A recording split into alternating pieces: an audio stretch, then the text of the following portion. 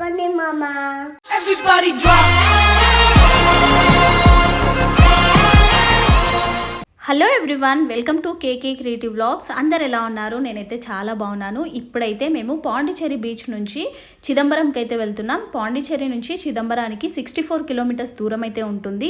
So last videos ఎవరైనా మీరు miss అయి ఉంటే తప్పకుండా ఆ వీడియోస్ అయితే చూడండి. అలాగే మన ఛానల్ని ఎవరైనా కొత్తగా చూస్తున్నట్టయితే వెంటనే సబ్స్క్రైబ్ చేసుకోండి. మేమైతే చిదంబరంకి వచ్చిన తర్వాత ఫ్రెష్ అప్ అవ్వడానికి రూమ్ అయితే తీసుకున్నాము. ఇంకా నేను కూడా శారీ కట్టుకొని మా పిల్లల్ని కూడా మంచిగా రెడీ చేసి ఇప్పుడైతే మేము టెంపుల్కి అయితే బయలుదేరాము. ఈ చిదంబరం టెంపుల్కి మేము ఎప్పటి నుంచో వద్దాం అనుకున్నాం, కానీ అస్సలు వీలవ్వలేదు. ఫైనల్గా ఈ రోజు అయితే వెళ్తున్నాం. చాలా సంతోషంగా ఉంది నాకైతే. ఇక ఇప్పుడైతే మేము ఈస్ట్ ఎంట్రన్స్ నుంచి అయితే వెళ్తున్నాము. నేను శారీ కట్టుకొని మంచిగా రెడీ అయ్యాను, కానీ పువ్వులు అయితే మిస్ అయ్యాయి కదా. మళ్ళీ పువ్వులు పెట్టుకోవాలని గుర్తొచ్చి వెనక్కి వచ్చి పువ్వులు అయితే తీసుకుంటున్నాను. పువ్వులు అయితే చాలా ఫ్రెష్గా ఉన్నాయి. నేను ఎప్పుడు శారీ కట్టుకున్నా పువ్వులు మాత్రం అస్సలు మిస్ అవ్వను. నాకు శారీ కట్టుకుంటే పువ్వులు అయితే కంపల్సరీ పెట్టుకోవాలనిపిస్తుంది. ఇంకా నేనైతే పువ్వులు అయితే పెట్టుకొని ఇప్పుడు టెంపుల్ లోపలికి అయితే వెళ్తున్నాము. మేము టెంపుల్కి వచ్చేసరికి ఈవినింగ్ 5:30 అయితే అయింది. క్లైమేట్ కూడా చాలా బాగుందన్నమాట. మేమైతే ఇప్పుడు ఈస్ట్ ఎంట్రన్స్ నుంచి అయితే లోపలికి వెళ్తున్నాం. ఈ టెంపుల్కి మొత్తం 4 ఎంట్రన్స్లు అయితే ఉంటాయి. ఈస్ట్, వెస్ట్, నార్త్, సౌత్ అనమాట. ఈ ఈస్ట్ ఎంట్రన్స్ అనేది టెంపుల్ మెయిన్ ఎంట్రన్స్. పరమశివుడు తాండవం చేసిన ప్లేసే ఈ చిదంబరం. విష్ణుమూర్తి పులికించిపోయిన ప్రదేశమే ఈ చిదంబరం. ప్రపంచంలోనే అతిపెద్ద శివాలయం. ఈ టెంపుల్ మొత్తం 40 ఎకర్స్లో నిర్మించబడింది.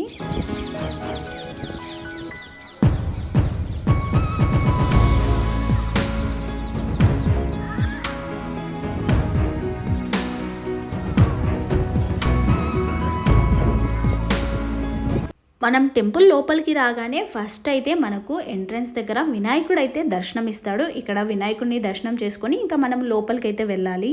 ఈ చిదంబర ఆలయం అయితే చాలా అద్భుతంగా ఉంటుంది. ఆలయ నిర్మాణం కూడా వేరే టెంపుల్స్లా కాకుండా ఈ టెంపుల్ అయితే చాలా ప్రత్యేకంగా ఉంటుంది.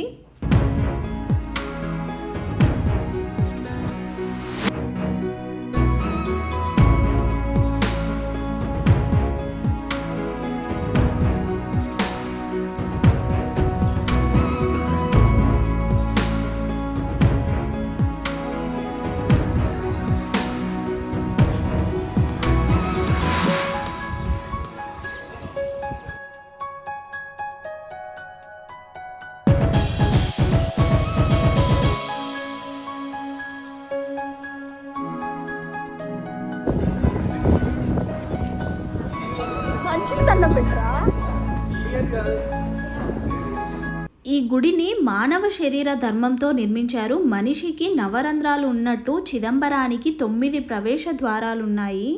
ఒక మనిషి రోజుకి 21,600 సార్లు గాలి పీలుస్తాడు. చిదంబరం దేవాలయం పైన 21,600 బంగారు రేకులు తాపడం చేశారు. ఆ బంగారు రేకులు తాపడం చేయడానికి 72,000 బంగారు మేకులు వాడారు. మన శరీరంలో ఉండే నాడులు 72,000 అని ఆయుర్వేదం చెబుతుంది.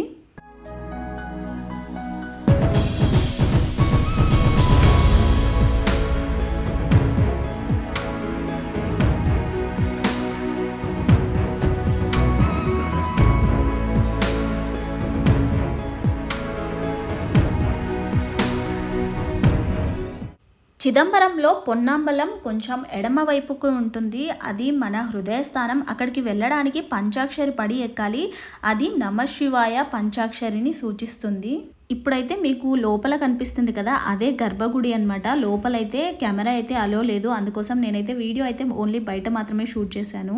కనక సభలో 4 స్తంభాలు 4 వేదాలకు ప్రతీకలు. పొన్నాంబలంలో 28 స్తంభాలు 28 శైవ ఆగమాలకు ప్రతీకలు. శివారాధన పద్ధతులు ఇవి. 64x64 పిల్లర్ సపోర్ట్ చేస్తున్నాయి. మనకి 64 కళలున్నాయని ప్రూఫ్ ఇది.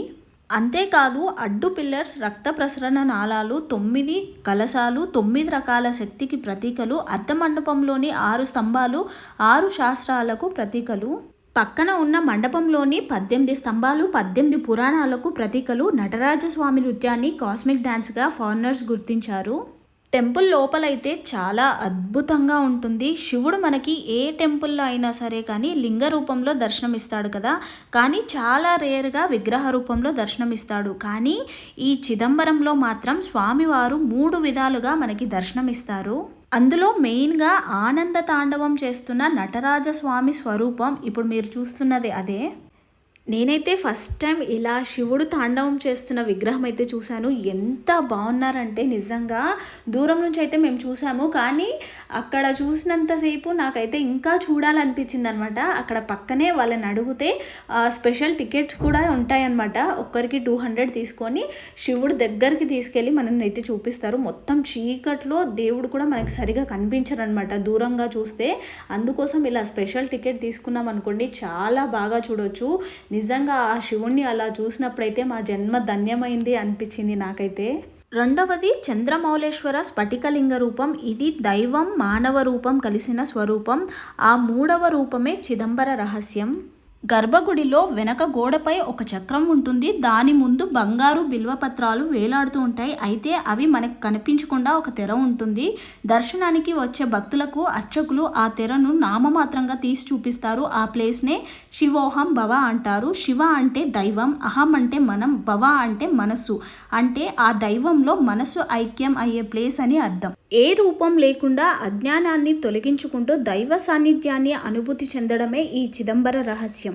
మాకైతే ఆ నటరాజస్వామి దర్శనం అయితే చాలా బాగా జరిగింది. అస్సలు అనుకోలేదన్నమాట. మేము వెళ్ళిన టైంకే దేవుడికి హారతి కూడా ఇస్తున్నారు. ఆ టైంలో మాత్రము నిజంగా శివుడు వచ్చి తాండవం చేస్తున్నాడా అనిపించింది. చాలా అంటే చాలా బాగుంది. మీలో ఎవరైనా ఈ టెంపుల్కి వెళ్ళకపోతే తప్పకుండా వెళ్ళండి. నిజంగా చూడాల్సిన ప్లేస్ అన్నమాట ఇదైతే. ఈ చిదంబరం టెంపుల్ అయితే చాలా పెద్దగా ఉంది. ఇంకా మార్నింగ్ టైం వచ్చింటే బాగుండేదేమో అనిపించింది. కానీ నైట్ వ్యూ కూడా చాలా అంటే చాలా బాగుంది. దర్శనం అయిన తర్వాత బయటికి రాగానే మా చిన్నోడికైతే ఇది బాల్ లాగా కనిపించింది. ఇంకా దాని చుట్టుముట్టు అలా తిరుగుతూ కొంతసేపు అయితే అక్కడ టైంపాస్ చేశాడు. వాడికి చాలా నచ్చింది అనమాట అక్కడ ఆడుకోవడం. ఇంకా కొద్దిసేపు ఆడుకున్న తర్వాత మేము టెంపుల్ చుట్టూ ప్రదక్షిణాలు అయితే చేసాము. అక్కడ చాలామంది దర్శనం అయిన తర్వాత ప్రదక్షిణాలు అయితే చేస్తున్నారు. ఇంకా మేము కూడా చేసాము.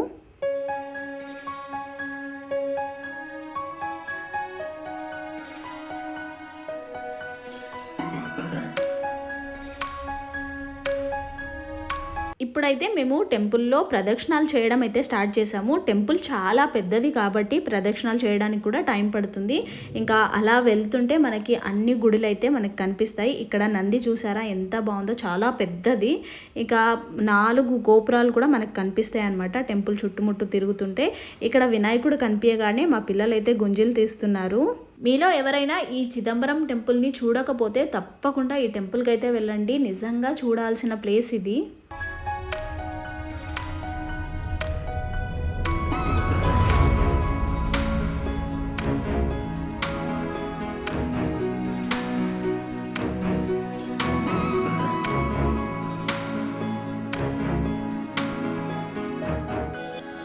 ప్రదక్షిణాలు చేస్తూ అలా కొంచెం ముందుకు రాగానే మనకైతే ఈ కోనేరు అయితే కనిపిస్తుంది. నిజంగా ఎంత బాగుందంటే కోనేరు అయితే చాలా పెద్ద కోనేరు. ఈ కోనేరు చూడడానికి కూడా ఒక గోడ అయితే ఉంది. ఆ గోడ ఎక్కి పైకి అయితే వచ్చాము. కానీ మేము ఒకవేళ పైకి రాకపోయింటే ఇంత మంచి ప్లేస్ అయితే మిస్ అయ్యే వాళ్ళము.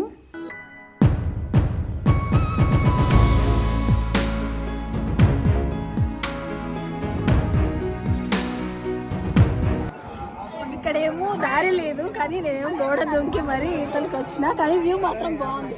నేను ఒకవేళ రాకపోతే వ్యూ మిస్ అయ్యేది.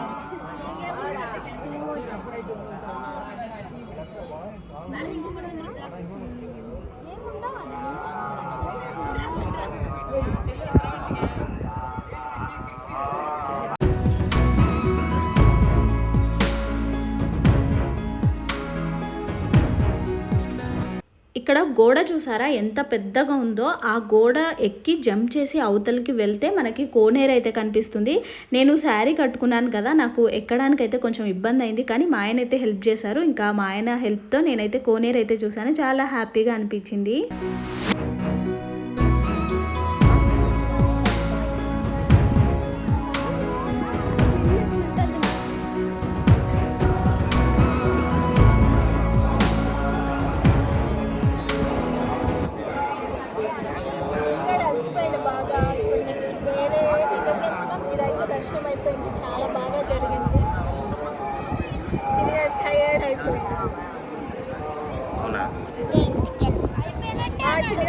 ఎప్పుడెప్పుడు ఇంటికి వెళ్ళి ఎప్పుడెప్పుడు బెడ్ మీద పడుకోవాలని ఉంది.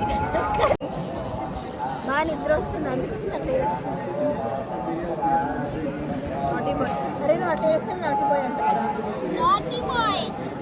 మా చిన్నోడికి అయితే లాంగ్ డ్రైవ్లు అంటే అస్సలు ఇష్టం ఉండదు. వేరే ఎవరైనా ఇంటికి వెళ్ళాలన్నా కూడా అస్సలు ఇష్టపడాడు అనమాట. మన ఇంట్లోనే ఉండాలి, మంచిగా తినాలి, టీవీ చూడాలి, పడుకోవాలి, ఆయనకి అదే ఇష్టము. ఇంకా ఎక్కడికి వెళ్ళినా ఎప్పుడు ఇంటికి వెళ్దాం అని అడుగుతూనే ఉంటాడు. ఆ రోజు కూడా మేము వెళ్ళినప్పుడు ఎన్నిసార్లు అడిగాడో ఇంటికి ఎప్పుడు వెళ్దామని. పాపం ఎక్కడ పోయినా కంఫర్ట్గా ఫీల్ అవ్వడు, అసలు ఇంట్లో ఉంటేనే హ్యాపీగా ఉంటాడు. ఏం చేస్తున్నావు?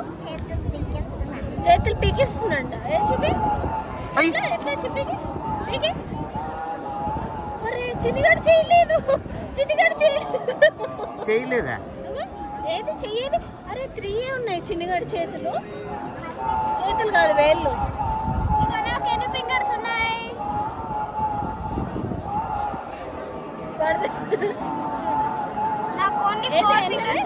1 2 3 4 5.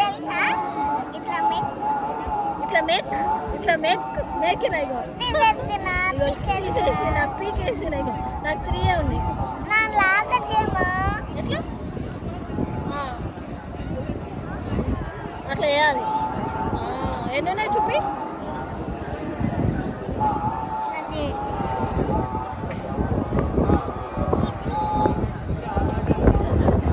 మా చిన్నోడికి ప్రేమ ఎక్కువ వచ్చినా తట్టుకోలేము, అలాగే కోపం ఎక్కువ వచ్చినా తట్టుకోలేము. కానీ ఏ 2 వచ్చినా మా కృతికే బలవుతాడు.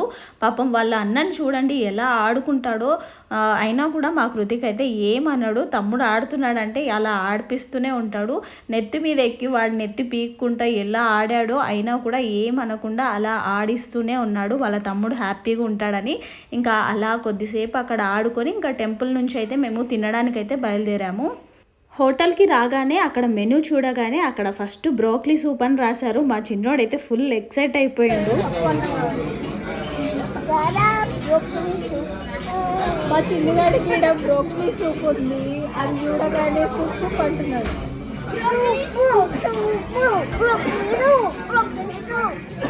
చిన్నగాడికైతే ముందే తెలుసు మీకు బ్రోకలీ సూప్ అంటున్నాము.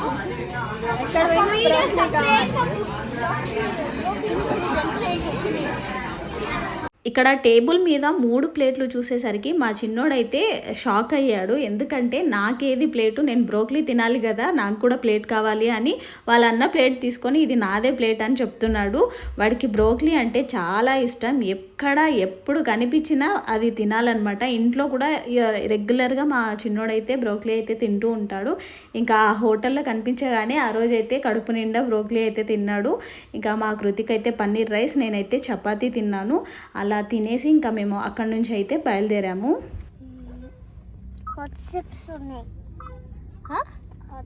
చిన్ని ఫస్ట్ అన్న పుట్టినప్పుడు ఇదే వేసినాం తెలుసా?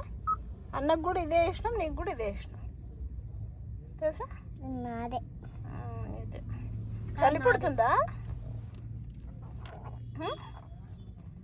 ఇప్పుడు నువ్వు పెద్దగా అయినాక నాది.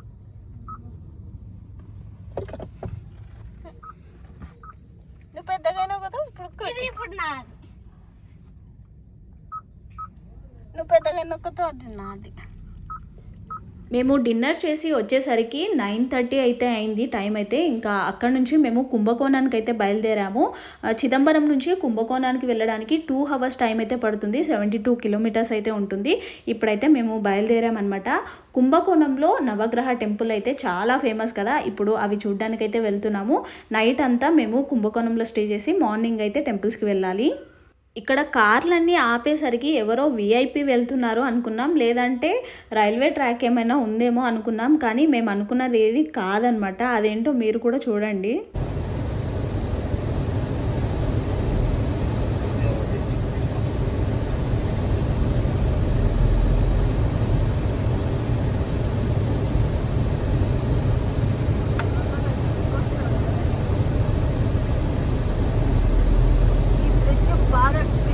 ఏంటంటే మాకు తెలియకుండా మేమైతే వచ్చేస్తున్నాము. కానీ ఇక్కడ ఏంటంటే ఓన్లీ సింగిల్ వే, అక్కడ వచ్చే వాళ్ళందరూ ఆగిపోవాలన్నమాట. ఇక్కడ వాళ్ళు వస్తుంటే అక్కడ లైట్ కనిపించిందంటే అక్కడ వచ్చే వాళ్ళు అయితే ఆగిపోతున్నారు. మాకేమో తెలియకుండా మేము ముందొచ్చి నిలబడ్డాం. కానీ బెస్ట్ ఏంటంటే ఒకరు వచ్చే వరకు ఇంకొకరు వెయిట్ చేయాలి. ఇప్పుడు అందుకే చాలాసేపు వెయిట్ చేసి అయితే వెళ్తున్నాం.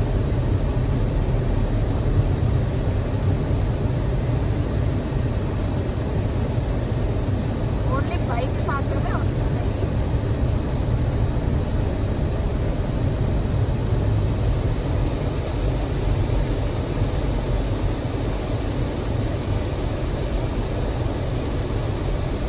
నేను అనుకున్నా ఇక్కడ అందరు లైన్గా కార్లు పోతుంటే ఎవరో విఐపి అనుకున్నా, కానీ అది విఐపి కాదు. అవి చూడండి కార్లు అన్ని లైన్ వెళ్తున్నాయి కదా, విఐపి కార్స్ అనుకున్నా. మళ్ళీ ఇక్కడ ఇగో చూడండి వీళ్ళందరూ వెయిట్ చేస్తున్నారు అనమాట. అక్కడ వాళ్ళు ఎవరైనా వస్తుంటే ఇక్కడ వెయిట్ చేస్తారు. అట్లా వీళ్ళ అండర్స్టాండింగ్ భలే ఉంది కదా అసలు.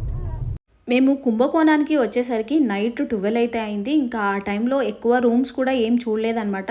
ఈ రూమ్ అయితే చూసాము, ఇది 2000 అయితే చెప్పారు. ఇంకా ఫుల్ టయర్డ్ అయిపోయినాం, ఇంకా ఎక్కడ తిరిగే ఓపిక కూడా లేక ఈ రూమ్ అయితే తీసుకున్నాము. మా పిల్లలు ఇద్దరైతే చాలా టయర్డ్ అయిపోయారు. ఇంకా కార్లో ఎక్కగానే పడుకొని మళ్ళీ లేచారనమాట. రూమ్కి రాగానే మా చిన్నోడు ఇక్కడ పడుకో అంటే నేను ఇక్కడ పడుకోను, మన ఇంట్లోనే పడుకుంటాను, మన ఇంటికి వెళ్దామని అడుగుతున్నాడు అనమాట.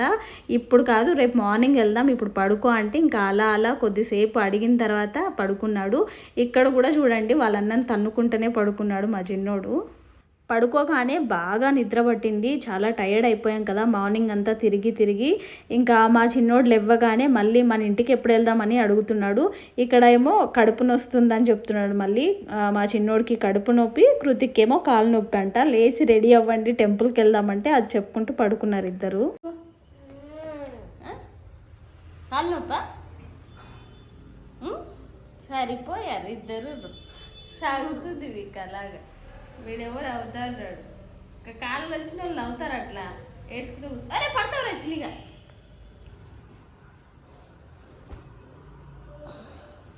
వెళ్దాం పదా చిన్ని, ఇక్కడే ఉంటావా? ఈ వీడియోనైతే ఇంతటితో ఎండ్ చేస్తున్నాను. వీడియో మీ అందరికీ నచ్చిందని అనుకుంటున్నాను. నచ్చితే తప్పకుండా లైక్ చేయండి, షేర్ చేయండి, అలాగే కామెంట్ చేయండి. Thank you for watching. Please subscribe చేసుకోండి మామా.